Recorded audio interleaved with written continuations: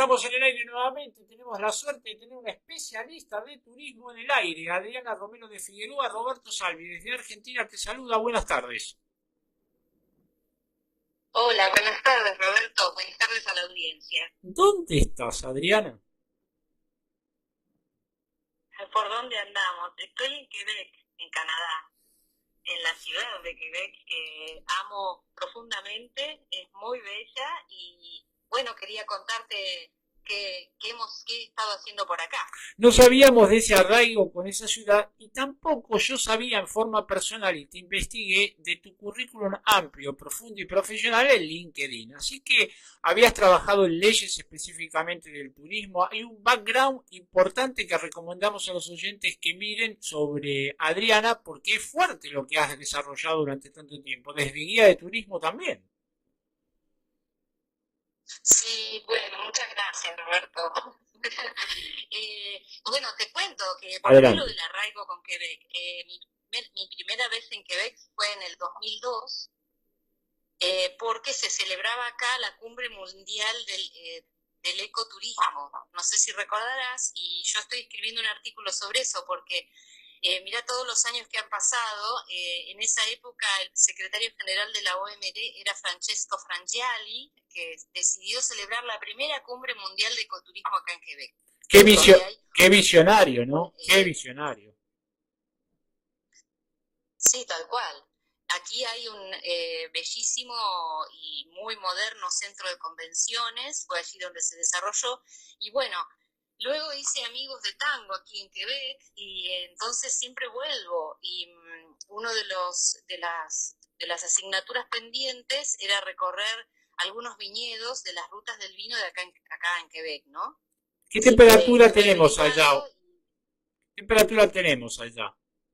bueno, y hacen de 25 a 28, 30 grados, está bastante húmedo, pero muy agradable, siempre sopla una brisa, además estamos cerca del río San Lorenzo, del Saint Laurent, y entonces, bueno, el clima es sumamente, digamos, llevadero, de ¿Cómo? manera que se presta para que uno en un... Sí, te Perdón, escucho. que tenemos un poco de delay, disculpame. Te decía, ¿cómo nace entonces esta comunicación del vino, las bodegas, el turismo, la hotelería? ¿Por qué nos apegamos al vino? ¿Por qué lo turístico tiene tanto apego al vino? ¿Porque volvemos a empezar, volvemos a las raíces, Adriana? Y creo que sí, un poco eso. Además, yo lo que hacía la relación entre aquella cumbre del ecoturismo con el enoturismo es que ambas actividades, ambos segmentos del mercado del turismo requieren de un ambiente sano. Los viñedos no se pueden desarrollar si no hay una ecología en equilibrio, ¿no? Entonces hay mucha relación y justamente, bueno, vos fíjate Mendoza, ¿no? En nuestro país, cómo cuidan su ambiente en lo que tiene que ver con los viñedos. Hay muchas relaciones, bastante sistémico y, y bueno, da también para que se desarrollen pequeñas bodegas familiares. Entonces eso produce un arraigo en el terruño que es muy conveniente para que no haya migración hacia las ciudades.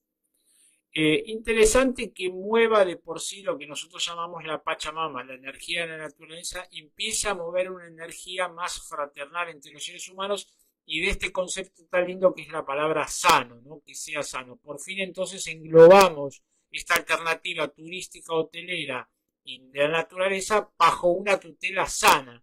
Y entonces eso es, puede ser conceptualmente el disparador de una nueva hotelería relacionado con este caso, con los vinos, con las cepas, con las bodegas. Sin duda, sin duda. Nosotros en Argentina tenemos un gran desarrollo, como en otras regiones del mundo, y aquí en Quebec, en una zona que se llama Cantones del Este, Cantón del Este, se está desarrollando, es incipiente, pero ellos ya tienen 22 productores con sus viñedos, tienen 4 circuitos que recorren hermosísimos paisajes y en algunos de estos viñedos uno se puede alojar. Qué mejor que salir de tu habitación, desayunar y ver los viñedos, ¿no? Es un descanso mental tremendo. Y hay 4 circuitos para recorrer en bicicleta y 21 restaurantes donde se puede disfrutar la gastronomía regional. Así que bueno, nosotros empezamos nuestra visita con una bodega que se llama, te lo digo en español, porque se Bien. llama algo así como la posta de los peregrinos, sí, de los peregrinos. ¿Cómo conjugás ahí? ¿Cómo conjugan ellos la tipología hotelera respecto de las cepas y las bodegas? ¿Hay algún desarrollo de arquitectura o se planifica una tipología hotelera o turística en función de algún parámetro, de, en este caso de los viñedos? ¿Cómo es? ¿Es lo mismo que cualquier hotelería o notás que puede haber quizás en ventanas amplias, en visiones, en colores, en aromas, en decoración, puede haber algo más temático? ¿Cómo se conjuga esa comunión? Aquí yo creo que la conjunción se da con la recuperación de sitios que tenían a lo mejor otro uso y que han sido transformados en hoteles o en bodegas con hoteles. Por ejemplo, mirá qué interesante, ¿no? Porque además de estar, de ir al visitar los viñedos, fuimos a visitar unos manzanares donde se produce la sidra de hielo, ¿no? Que, bueno, que es riquísima, pero te digo para resumir, para no hacerlo, no ser demasiado extensa, lo que te quería comentar con respecto a la arquitectura es que la casona donde está esta sidrería es de 1859, tiene una torre octogonal hermosa que la distingue en el paisaje y tiene una historia. Como ahora estamos tan, digamos, la tendencia es hacia contar historias, turismo de experiencias, sin duda el alojamiento es importante porque es muy, digamos, muy ilustrativo cuando uno llega a un hotel y te cuentan que ese hotel o ese edificio tiene una historia precedente. En el caso de esta sidrería que yo te comento, que se llama Domaine Pinacle, los vecinos cuentan que en los primeros años ahí había una parada que era como una vía férrea clandestina que daba abrigo a los esclavos que huían hacia la libertad. Y también fue lugar de encuentro de contrabandistas de alcohol en la época de la ley seca. Así que imagínate que llegás a un lugar donde te podés alojar o podés comer y además los guías de sitio te cuentan esas historias, es ideal, ¿no?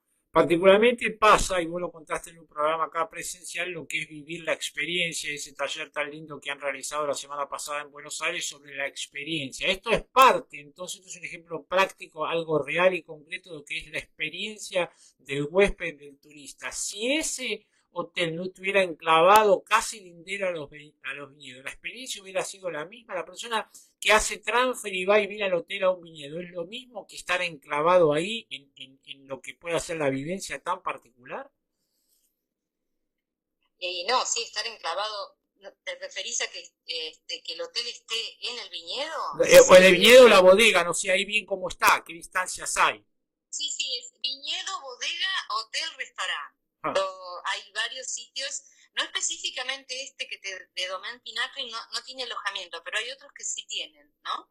Y otra cosa que te quería comentar, otro aspecto que vos me preguntabas sobre la arquitectura, se cuida mucho, digamos, la escala humana, no los grandes edificios modernos, digamos, no es que no haya, pero específicamente en estas rutas que van por el interior, vos lo que te vas a encontrar son hoteles boutique, casas reacondicionadas para recibir a los huéspedes, o casas construidas especialmente, digamos, ad hoc, pero con ese espíritu del interior de Quebec, que es muy, muy acogedor.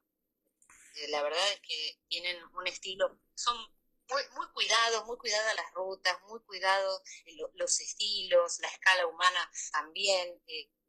Es un placer realmente viajar por acá.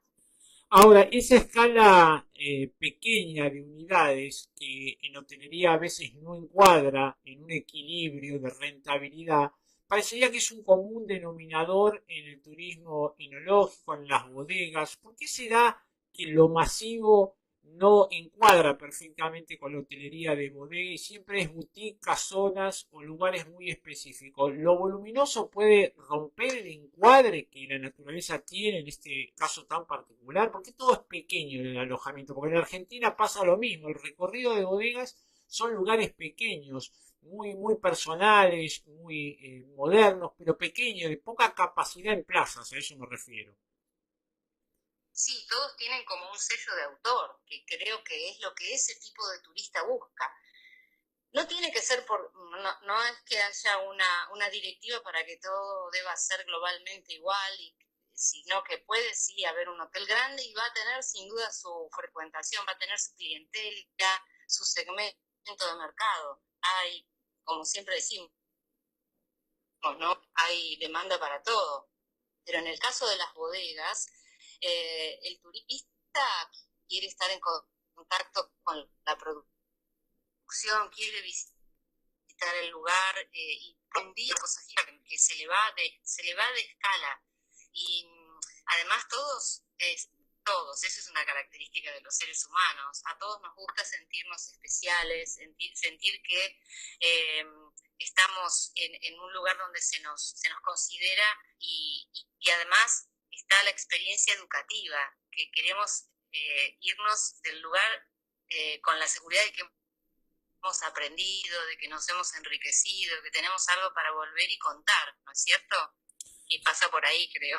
Sí, creo entonces que el turismo de bodegas, el alojamiento en bodegas, tan cerca de la naturaleza, esos colores, porque volvimos a descubrir colores de las frutas y verduras, de las uvas, volvimos a descubrir, siempre lo tuvieron y parecería que ahora, en esta necesidad de volver a lo sano, redescubrimos colores. Quiere decir entonces, vos como especialista en turismo, que el turismo de bodegas va a ser casi longevo y perpetuo. No creo que esto sea un ciclo, un modismo. Me parece que a partir de ahora es un nuevo sendero para transitar en una vida con un concepto mucho más sano, ¿no?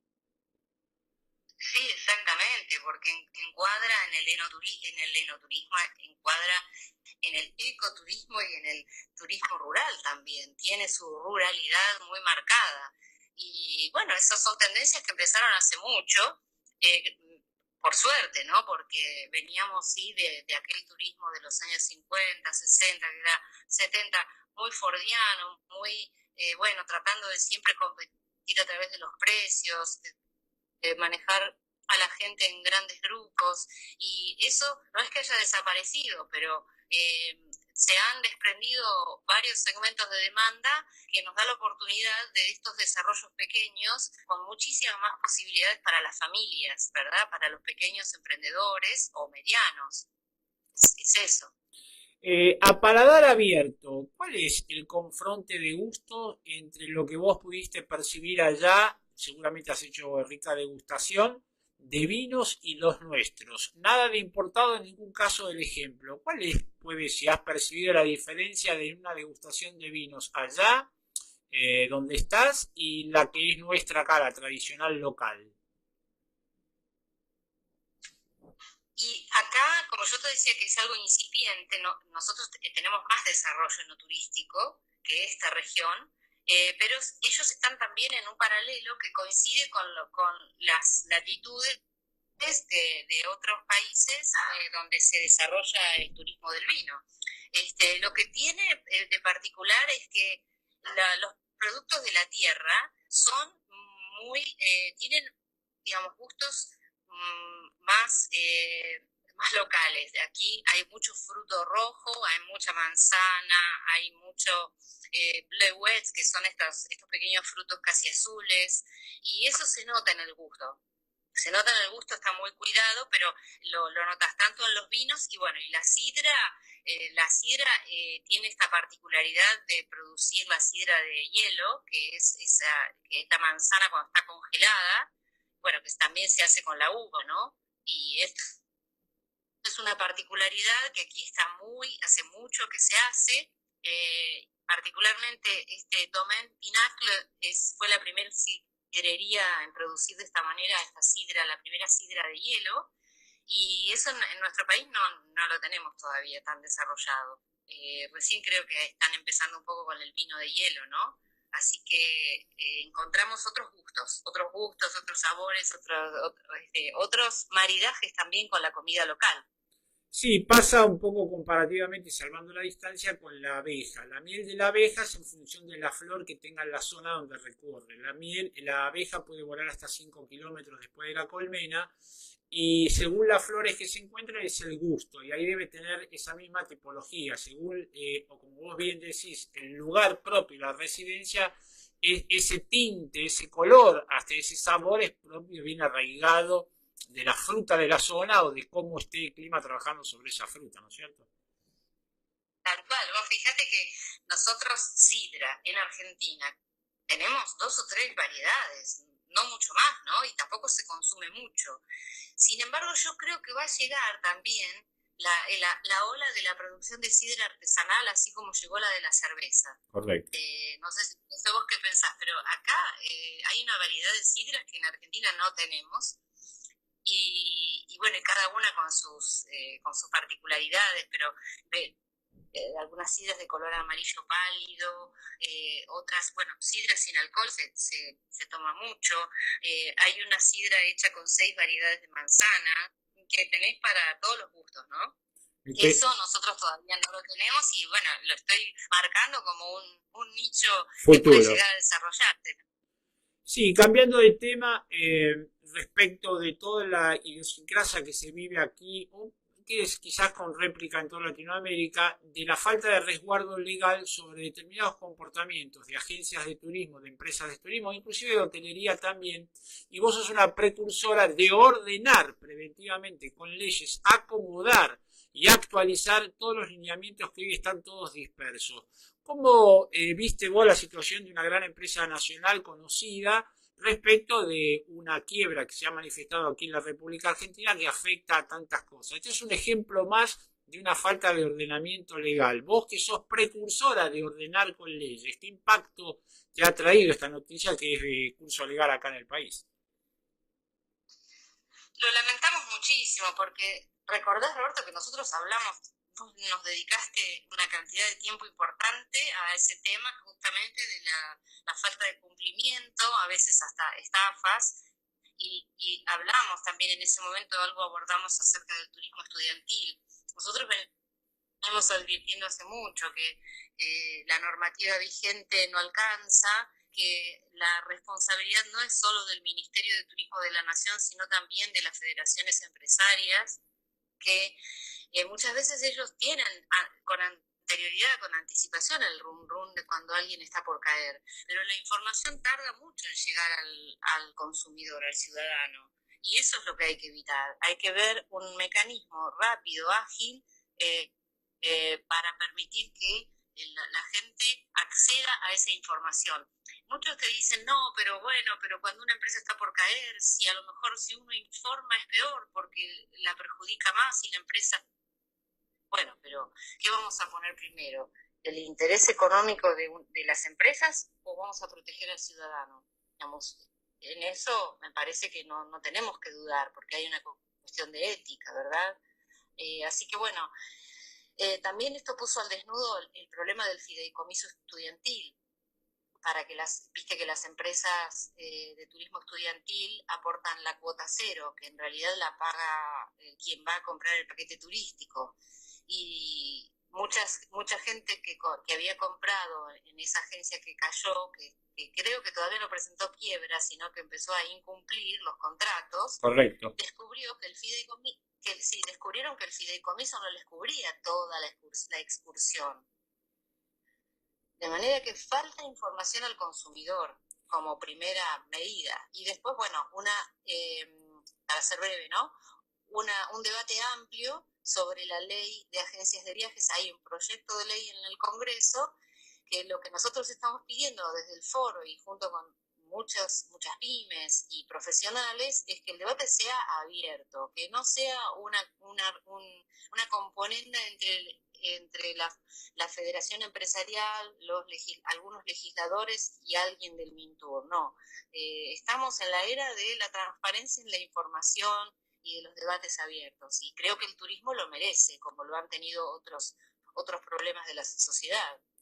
En la balanza general, Adriana, la realidad es que como consumidores todos tenemos falencias. Está bien que falta una normativa más específica, más ágil, falta una supervisión del organismo que sea y nos falta a todos muy mucho para investigar, para averiguar, para darnos cuenta, para exigir, para pedir. Hay una conjunción, es un trípode de determinados porcentuales en cada área que todos somos corresponsables de alguna manera. Esto no digo que viene bien, pero por eso te lo quería consultar para el despertar. Ya sabemos que esto ha pasado, viene pasando. Bueno, que no pase más también es una responsabilidad del usuario. En este caso, cuando va a pagar, tiene derecho a exigir y a averiguar. Exactamente, exactamente. El usuario también tiene responsabilidad, como vos decís. No tiene que dejarse llevar por el precio más barato, porque a veces eso es un anzuelo para pescar gente que luego se va a quedar sin sus vacaciones. Y tampoco le tiene que comprar dentro de la informalidad. Debe saber que debe comprar en una agencia de viajes autorizada. Pero lo que pasa es que cuando la gente va al listado de agencias que figura en las páginas oficiales, se encuentra con que las agencias están en el listado. Entonces el pasajero supone que esa empresa no tiene ningún problema y compra igual. Entonces tenemos que estar muy atentos con ese tipo de información. Pero como vos decís, informar al consumidor y hacer campañas para que sea un mejor comprador, un mejor consumidor, es una de los puntos primeros en la agenda. Para cerrar entonces los minutos finales, decinos cuál es el foro, cuál es la página web del foro para que la gente visite, consulte, pueda informarse y hacer preguntas. www.profenturismo.org.ar. Muy bien. Allí nos pueden escribir, así que estamos a disposición. Muy bien, y el otro tema es, sabemos que vas a ingresar próximamente a Hoteles a la Carta Latinoamérica con un micro fantástico de turismo específico. No sé si ya tenemos el nombre de bautismo o todavía está en estudio. Lo hemos sometido a una breve votación y va ganando Aire de Turismo. Aire de Turismo. Ya veremos, Roberto. Te vamos a pedir ayuda para cerrar la decisión. Muy bien, va a ser un voto totalmente objetivo y realista. Como siempre, Adriana, es un gusto escucharte, es un gusto aprender la cuestión tuya tan específica del turismo que nos nutre tanto a los hoteleros. Un beso fuerte desde Argentina, te esperamos para tu próximo micro aquí en Argentina. Gracias. Gracias a vos por el espacio. Un abrazo. Un beso para ustedes, gracias.